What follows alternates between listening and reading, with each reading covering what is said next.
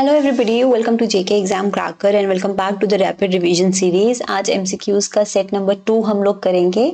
कल का जो वीडियो था मैंने आप लोगों के कमेंट्स रीड किए and it was a very good response. Even कुछ स्टूडेंट्स ने कमेंट सेक्शन में काफी आंसर्स भी दिए थे जो मैंने आप लोगों से पूछे थे, है ना। तो मैं सबके क्वेश्चंस देख चुकी हूँ एंड आप लोगों का रिक्वेस्ट ये भी था कि इंग्लिश की सीरीज स्टार्ट की जाए। तो परेशान होने की कोई बात नहीं है कि कंप्यूटर के साथ साथ मैं आप लोगों को मिक्स लेक्चर्स लेती रहूंगी।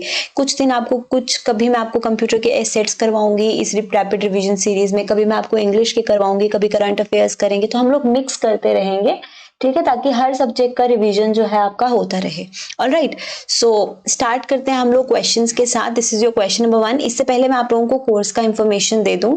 मैंने आप लोगों को पहले भी बताया है कि कोई भी स्टूडेंट है जिसको कंप्यूटर इन इंग्लिश का कंबाइंड कोर्स चाहिए फॉर जेके एसएसपी एग्जाम्स, जिसमें उसको सब कुछ मिल जाए, नोट्स मिल जाए, लेक्चर्स मिल जाए, लाइव क्लासेस मिल जाए, क्वेश्चंस मिल जाए, एवरीथिंग प्रीवियस ईयर्स क्वेश्चंस में मिल जाए, तो आप लोग ये वाला जो पर्टिकुलर कोर्स है परचेज कर सकते हो।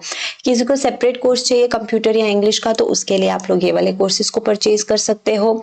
जैसे आपको पता है रिवीजन इज मस्ट, तो FAA के लिए फिलहाल हम लोगों ने मॉक टेस्ट सीरीज अभी आपकी स्टार्ट की है। This is a new mock test series. Maximum MCQs possible जो हैं आप लोगों को इसमें प्रोवाइड कर दिए जाएंगे। VLW का भी नया मॉक टेस्ट सीरीज हम लोग अपडेट कर रहे हैं विद न्यू क्वेश्चंस, वो भी आप लोगों को जल्दी प्रोवाइड होंगे।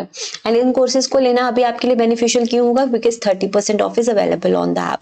ठीक है एवरीबॉडी, किसी को कोई डाउट होगा related to the purchase of the course comment section में पूछ लेना।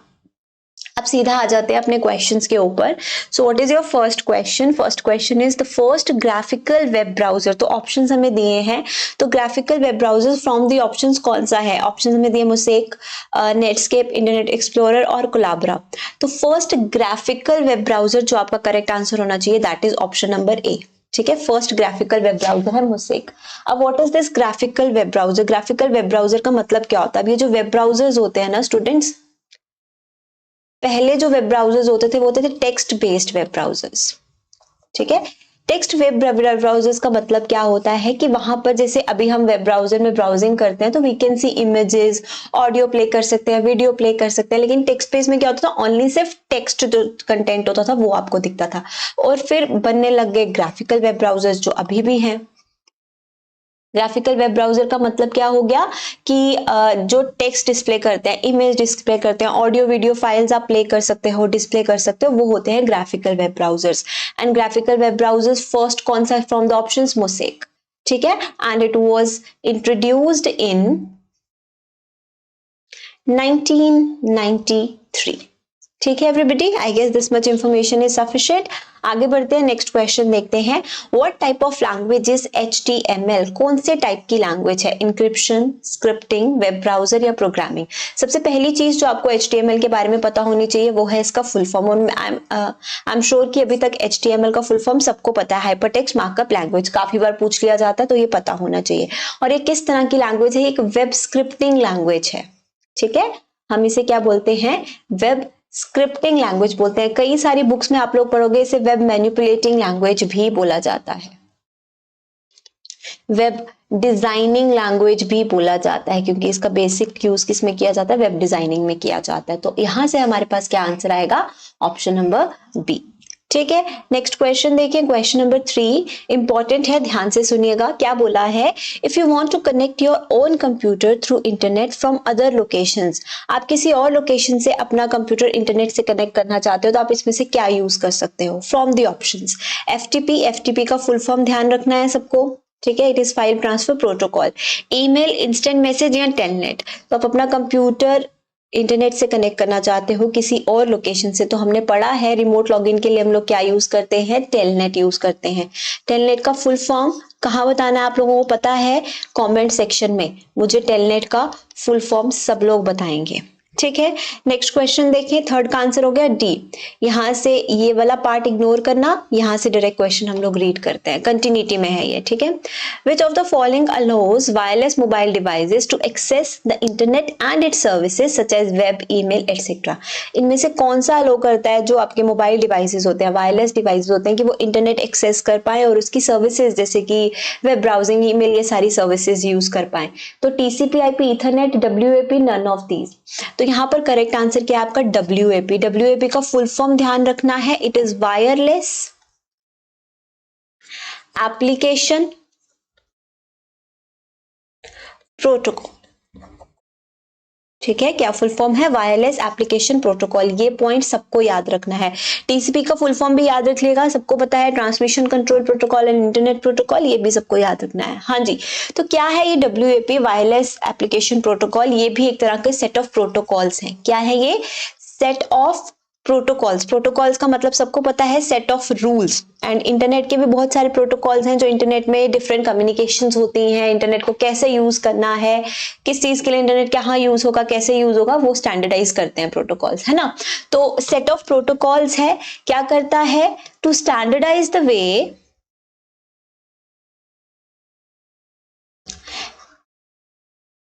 different wireless devices like mobile phones and all wireless devices access internet. Different wireless devices जो है इंटरनेट और उसकी सर्विसेज कैसे यूज करते हैं उसको स्टैंडर्डाइज, उसको देखने वाले जो प्रोटोकॉल्स हैं वो है वायरलेस एप्लीकेशन प्रोटोकॉल्स। ठीक है, तो WAP का मतलब, इसका डेफिनेशन और इसका फुल फॉर्म समझ में आ गया सबको। आगे बढ़ते हैं, नेक्स्ट क्वेश्चन देखते हैं। मॉडेम पे भी अक्सर क्वेश्चन पूछ लिया जाता है। क्वेश्चन क्या है? Modem is used for supply DC power, DC to DC conversion, AC to DC conversion या मॉड्यूलेशन एंड डीमॉड्यूलेशन। तो बेसिकली ये सिग्नल मॉड्यूलेशन और डीमॉड्यूलेशन के लिए यूज होता है। AC to DC, DC to AC conversion करता है ना। तो आंसर क्या हो गया हमारे पास? Option number D। एंड इसका फुल फॉर्म भी यही है। मॉडेम का जो फुल फॉर्म है वो भी पूछ लिया जाता है। फुल फॉर्म भी क्या है? Modulation demodulation. ठीक है, चलो आगे बढ़ते हैं और नेक्स्ट क्वेश्चन देखते हैं। A wireless technology built in electronic gadgets use for exchanging data over short distances. छोटे छोटे डिस्टेंसेस पे डेटा एक्सचेंज करने के लिए एक बिल्ट इन टेक्नोलॉजी होती है। बिल्ट इन मतलब ऑलरेडी होती है उसमें ये टेक्नोलॉजी। किसमें? इलेक्ट्रॉनिक गैजेट्स में। क्या होती है? वाईफाई, ब्लूटूथ, मॉडेम या USB। तो सबको पता है शॉर्ट डिस्टेंसेस पे इलेक्ट्रॉनिक गैजेट्स में एक बिल्ट इन टेक्नोलॉजी, एक फीचर हमें दिया जाता है। ब्लूटूथ आपके मोबाइल फोन्स में होता है, आपके स्मार्ट वॉच में भी होता है ना, जिससे आप शॉर्ट डिस्टेंसेस पे डेटा शेयरिंग जो है वो कर सकते हैं, बेसिकली कम्युनिकेशन कर सकते हैं। अब यहाँ पे आप लोगों ने मुझे क्या बताना है कि ब्लूटूथ का क्रिएटर या इन्वेंटर हम बोल सकते हैं कौन है। ठीक है, ये क्वेश्चन का आंसर आप लोग मुझे देंगे। नेक्स्ट क्वेश्चन पे आ जाओ। Again ignore this particular footer. क्या है? Which of the following system software resides in the main memory. इनमें से कौन सा सिस्टम सॉफ्टवेयर है जो हमेशा मेन मेमोरी में रहता है? तो सबको पता है सॉफ्टवेयर के दो टाइप्स होते हैं। एक होते हैं एप्लीकेशन सॉफ्टवेयर, दूसरे होते हैं सिस्टम सॉफ्टवेयर, है ना। एप्लीकेशन सॉफ्टवेयर आपको पता है जो बेसिकली एप्लीकेशंस आप यूज करते हो, और सिस्टम सॉफ्टवेयर जो सिस्टम खुद यूज करता है अपने काम करने के लिए, जिनमें से ये आप देख रहे हो यहाँ पे लिंकर, लोडर, ये क्या है? System software. असेंबलर, ये भी सिस्टम सॉफ्टवेयर है। तो क्या बोला हुआ है कि कौन सा है जो हमेशा मेन मेमोरी में रहता है? ऑलवेज। लिंकर, लोडर, असेंबलर और टेक्स्ट एडिटर। तो जो ऑलवेज मेन मेमोरी में रहता है वो होता है लोडर। ठीक है, resides always in the main memory. Basically loader का क्या काम होता है? Is a part of operating system. ये हमारे ऑपरेटिंग सिस्टम का पार्ट होता है जो क्या करता है? Loads programs into the main memory. Programs into where? Memory. Memory में प्रोग्राम्स को लोड करने का काम करता है एंड उनको प्रिपेयर करता है for the execution. Prepares them for execution. मैं यहाँ पे साथ साथ डेफिनेशन भी लिख रही हूँ ताकि आप लोगों को अच्छे से समझ आ जाए। हाँ, तो लोडर का क्या काम होता है? लोड करना। क्या लोड करना? प्रोग्राम्स को लोड करना। कहाँ पर? मेन मेमोरी में। और हमें पता है कि मेन मेमोरी में जो भी प्रोग्राम्स फाइल्स होती हैं वो एक्सेसिबल किससे होती हैं? CPU से। तो ये मेन मेमोरी में लोड करता है, प्रिपेयर करता है एग्जीक्यूशन के लिए, यानी कि CPU वहां से प्रोग्राम्स को एक्सेस करके एग्जीक्यूट कर पाए। ठीक है, सो लोडर का काम होता है ये। आगे बढ़ते हैं और क्वेश्चन नंबर 8 देखते हैं। Computer language used on internet is. Internet पे कौन सी इनमें से कंप्यूटर लैंग्वेज यूज होती है? पास्कल, जावा, बेसिक, लोगो। तो आपका करेक्ट आंसर मैं आप लोगों को बता देती हूँ, ये है जावा। ठीक है, बहुत सारी वेब बेस्ड एप्लीकेशंस में जो प्रोग्रामिंग लैंग्वेजेस यूज होती हैं जिन्हें हम वेब प्रोग्रामिंग लैंग्वेजेस भी कहते हैं। ठीक है, जो इंटरनेट में यूज होती हैं वेब प्रोग्रामिंग लैंग्वेजेस, उसमें से एक है आपका क्या, जावा, जो इंटरनेट में यूज की जाती है। और कौन कौन सी हैं web programming languages, just in case आपको क्वेश्चन पूछ लिया जाए, HTML का यूज किया जाता है, CSS का फुल फॉर्म होता है कैस्केडिंग स्टाइल शीट्स, ठीक है। उसके बाद जावास्क्रिप्ट मैंने आप लोगों को बता दिया, देन वी हैव PHP, ठीक है, और उसके बाद पाइथन, ये सारी वेब प्रोग्रामिंग लैंग्वेजेस होती हैं, ठीक है। तो आंसर यहां से हमारे पास क्या है, option number B. Question number 9 पे मूव करते हैं। क्या बोला है, what does CO stands in COBOL. COBOL हमें पता है एक प्रोग्रामिंग लैंग्वेज है, इसका फुल फॉर्म क्या है, कॉमन बिजनेस ओरिएंटेड लैंग्वेज, है ना। L for language, O for oriented, B for business and CO is for common. तो यहां से हमारा करेक्ट आंसर क्या आएगा, कॉमन, ऑप्शन नंबर A है CO का।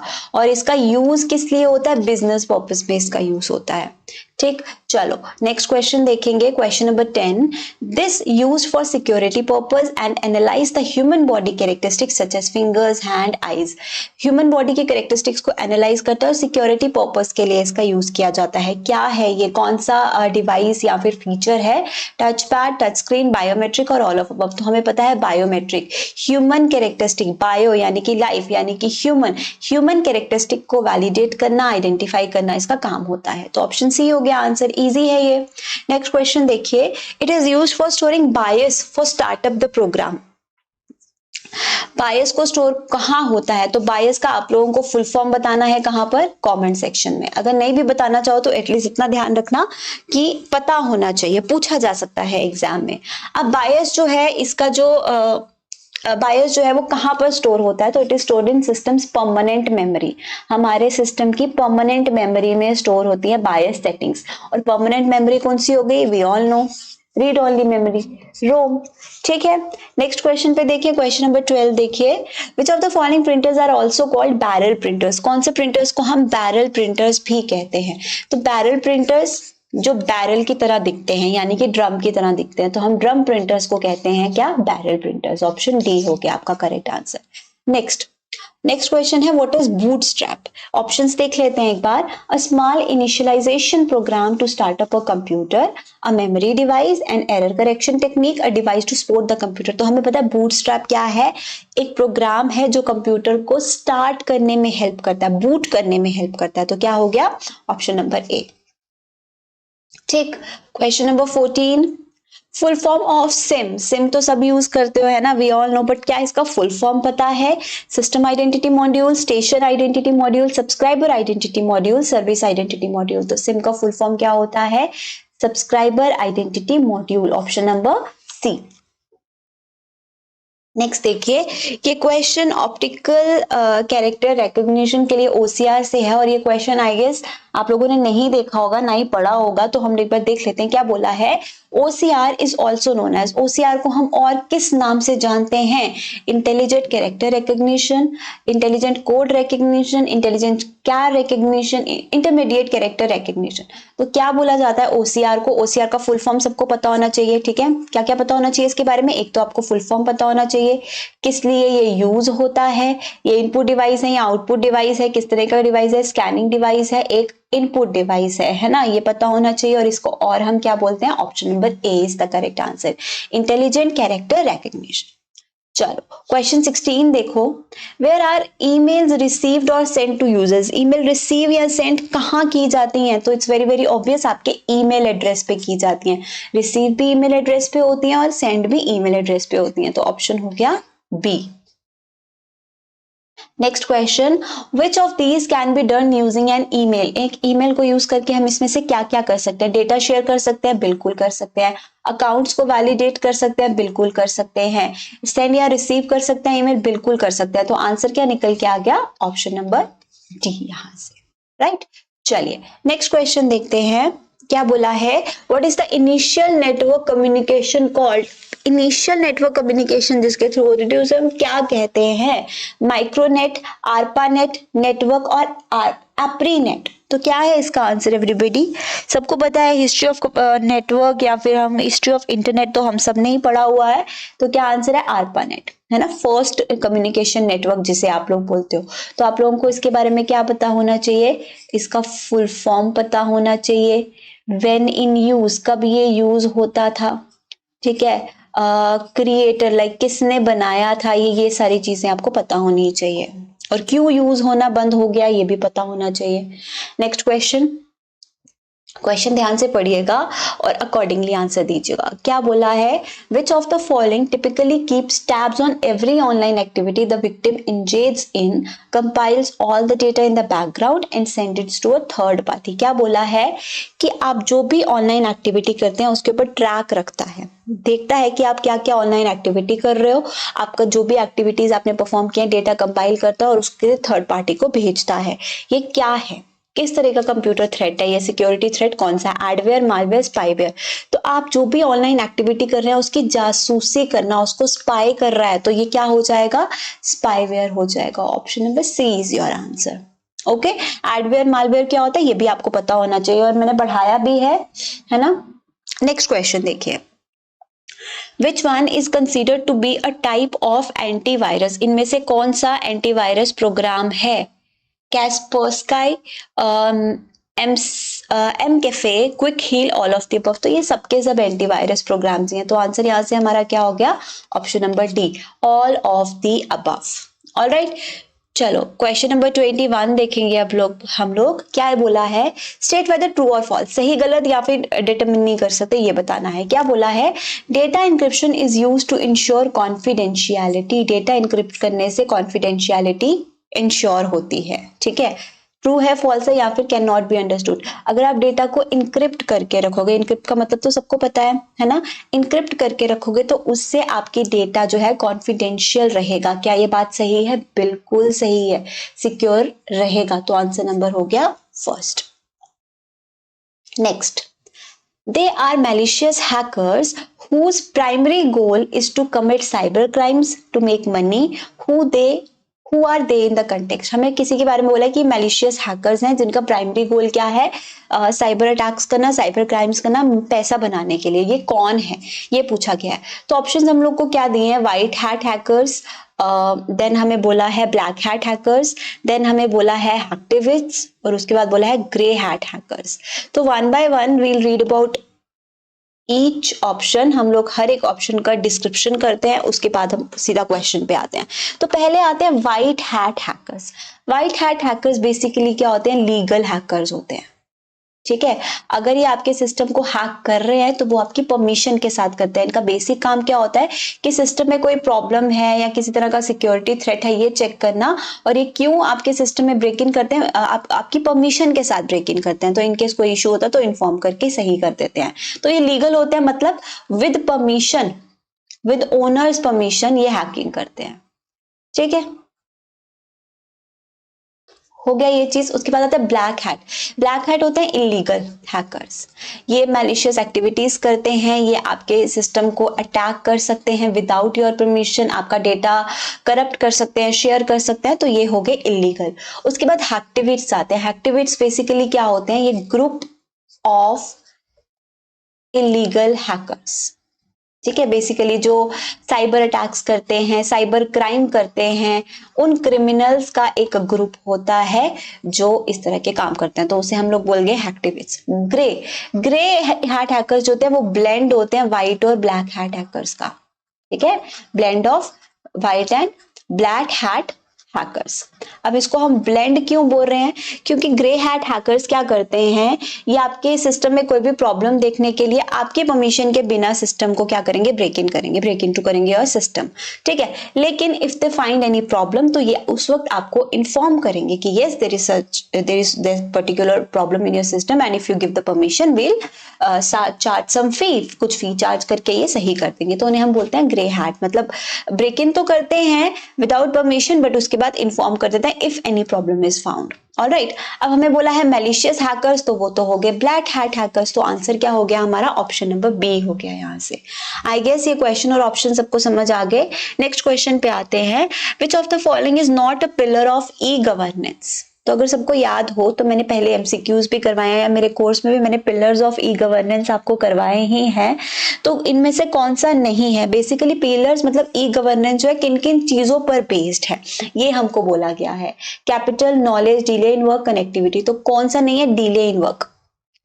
ये तो एक नेगेटिव ऑप्शन हो गया यहां से, तो this is not a pillar in e governance. Next, which of the following email address represents a government entity? कौन सा वाला email address government entity express करता है? xyz@int.gov, sce.edu, nic.in, gmail.com। तो हमें पता है nic.in। आपने देखा होगा काफी सारी जो मोस्टली जो इंडिया में गवर्नमेंट वेबसाइट्स है उनके लास्ट में होता है nic.in, है ना? तो ये गवर्नमेंट एंटिटी को एक्सप्रेस करता है। नौ इस एनआईसी का मतलब क्या है? इसका मतलब है नेशनल इंफॉर्मेटिक्स सेंटर। ठीक है, क्या फुल फॉर्म है इसका? National informatics centre. ये चीजें नोट कर लेना सब लोग। ऑलराइट, और ये किसके अंडर आता है? It is under the ministry of electronics and information technology. ठीक है, जिससे आप MIETY भी बोलते हो। ऑलराइट, तो बेसिकली क्या है? ये टेक पार्टनर है किसका? Government of, tech partner of government of India. इसीलिए गवर्नमेंट वेबसाइट्स आप देखोगे तो उनके लास्ट में nic.in होगा। ऑलराइट, और ये कब स्टैब्लिश हुआ था? 1970 में। ये मेक श्योर करने के लिए कि जितनी भी टेक्निकल डेवलपमेंट्स है वो इंडिया की हो। ऑलराइट, ये चीज समझ में आ गई। जो पॉइंट्स मैंने लिखे हैं नोट करते रहना, there important, these can be asked in your exam. जरूरी नहीं है आपको कंप्यूटर सेक्शन से ही पूछे, वैसे पूछ भी सकते हैं क्योंकि e governance, use of IT governance, ये सारी चीजें आपके सिलेबस में है तो पूछा जा सकता है। ऑलराइट, चलो नेक्स्ट क्वेश्चन देखते हैं। Analogue computer works on the supply of. तो एनालॉग और डिजिटल कंप्यूटर का difference you all know that, है ना? क्या बोला है? Continuous electrical process but not continuous magnetic strength और नन ऑफ दीज। तो इलेक्ट्रिकल प्रोसेस पे काम करता है एनालॉग सिग्नल, और कंटिन्यूअस इलेक्ट्रिकल प्रोसेस पे काम करता है। तो आंसर हो गया option number A. Next, register के बारे में पूछा है। हमें पता है रजिस्टर भी क्या है? एक टेम्परेरी मेमोरी टाइप है, ये सबको पता है। अब ऑप्शंस में से क्या से ये पढ़ लेते हैं। Set of paper tips and cards put in a file, गलत। Set of capacitors used to register input instruction और digital computer, wrong. Temporary storage unit within CPU having dedicated और जनरल पर्पस यूज। तो हमें पता है कि ये storage unit है, मेमोरी यूनिट है। तो टेम्परेरी मेमोरी होती है रजिस्टर, कहाँ पर होती है? पार्ट ऑफ CPU होती है, जो CPU के टास्क करती है, जो इन प्रोसेस होते हैं। ठीक है, वो जो भी डेटा इन प्रोसेस होता है, उसकी प्रोसेसिंग चल रही होती है, उसे होल्ड करने में यूज होती है ये टेम्परेरी मेमोरी। और ये फास्टेस्ट होती है, सबको पता है। स्मॉलेस्ट होती है, ये भी सबको पता है। ठीक है, so answer is option number C. Next, question number 27. Virtual memory is typically located on hard drive, in CPU, in flash card या floppy disk। तो हमने वर्चुअल मेमोरी का कंसेप्ट पढ़ा है ना? तो वर्चुअल मेमोरी किस में स्टोर्ड होती है, किसका हिस्सा होती है? आपकी हार्ड डिस्क का, आपकी हार्ड ड्राइव का हिस्सा होती है। और इसका यूज कब होता है? जब आपकी रैम फुल हो जाती है ना? उस वक्त आपका सिस्टम यूज करता है वर्चुअल मेमोरी का, तब तक जब तक रैम जो है वो फ्री हो जाए। यानी कि जो भी काम आप करंटली कर रहे हैं उस डेटा को होल्ड करने के लिए इसका यूज किया जाता है when RAM is full. Alright, चलो क्वेश्चन नंबर 28 देखो सब लोग। Which storage devices mounted on reel. कौन सा स्टोरेज डिवाइस रील्स में माउंट होता है? Floppy disk, magnetic disk, hard disk या CD रोम। तो हमने मेमोरी डिवाइसेस, जब हमने मेमोरी पढ़ा तो मेमोरी भी हमने डिफरेंट टाइप्स की पढ़ी है ना? एक हमने सेमीकंडक्टर मेमोरी पढ़ी, एक हमने मैग्नेटिक मेमोरी पढ़ी, ये सारी चीजें हमने पढ़ी हैं। तो रील्स मैंने आपको बताया था, जो आपकी मैग्नेटिक डिस्क वगैरह होती है या मैग्नेटिक मेमोरी होती है, उसमें क्या होता है कि आपकी वो मैग्नेटिक टेप वगैरह आती है ना? मैग्नेटिक टेप, मैग्नेटिक डिस्क, ये सब आती है, जिसमें एक मैग्नेटिक फिल्म का यूज किया जाता है, ब्राउन कलर की। आपने रील देखी होगी, रील्स देखते ही हो आप लोग, है ना? देखी भी होगी कभी। तो वो जो मैग्नेटिक फिल्म होती है या फिर जो मैग्नेटिक टेप होती है, वो रील्स हैं। तो यहाँ पर आंसर क्या आ गया? Option number B, magnetic disc.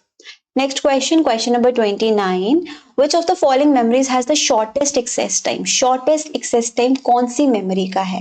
Now what is this access time? क्या है ये एक्सेस टाइम? इसके बारे में पढ़ेंगे, पहले ऑप्शंस देख लेते हैं। Cache memory, magnetic bubble memory, magnetic core memory और none of this. Shortest access time, access time का मतलब होता है कि सीपीयू को उस पर्टिकुलर मेमोरी से डेटा को एक्सेस करने में बहुत कम टाइम लगता है, शॉर्टेस्ट टाइम लगता है, क्योंकि हमें पता है सीपीयू डेटा कहाँ से उठाता है? मेमोरी में से, यूजुअली मेन मेमोरी में से उठाता है ना। तो सीपीयू को सबसे कम टाइम कौन सी मेमोरी में से लगता है? तो हमने पहले भी पढ़ा, जो कैश मेमोरी होती है, it is basically an intermediate between CPU and main memory, है ना। जो भी डेटा बार बार यूज कर रहे हैं उसका एक टेम्परेरी स्टोरेज एज कैश बन जाता है, जहां से सीपीयू इजिली और इन लेस टाइम डेटा को एक्सेस कर सकता है फॉर द एग्जीक्यूशन पर्पस। तो शॉर्टेस्ट के लिए क्या हो गया? Cache memory. एक्सेस टाइम का मतलब क्या होता है कि सीपीयू को एक्सेस करने में टाइम लगता है जो। ओके चलो, last question of today's session क्या बोला है? Which of the following is the process of dividing the disk into tracks and sectors? एक डिस्क को ट्रैक्स और सेक्टर्स में डिवाइड करने के प्रोसेस को हम लोग क्या कहते हैं? तो जो आपका डिस्क होता है, जब आप उसको ट्रैक्स में और सेक्टर्स में अरेंज करते हो, इस प्रोसेस को हम लोग क्या बोलते हैं? फॉर्मेटिंग बोलते हैं, राइट? तो आंसर क्या हो गया? ऑप्शन नंबर ए। एक और क्वेश्चन नंबर 31 आपका ऐड हो गया आज के सेशन में, तो कोई दिक्कत नहीं है, ये क्वेश्चन भी हम लोग पढ़ लेते हैं। क्या बोला है? What is the maximum capacity of a single layer DVD? Single layer DVD की मेमोरी कैपेसिटी पूछी है। डीवीडी का फुल फॉर्म याद रखना है एवरीबॉडी, ठीक है? डीवीडी का फुल फॉर्म मुझे बताना है सबको क्या होता है। तो इसकी कैपेसिटी कितनी होती है? 4.7 GB। Option number A is the answer. Alright, so ये हैं आपके क्वेश्चंस आज के।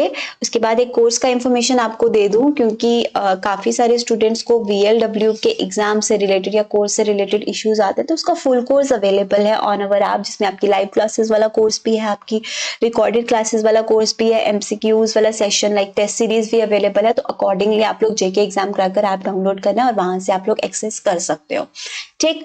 एंड सेशन कैसा लगा मुझे कमेंट सेक्शन में जरूर बताना। मिलेंगे हम लोग कल के सेशन में। Take care everybody.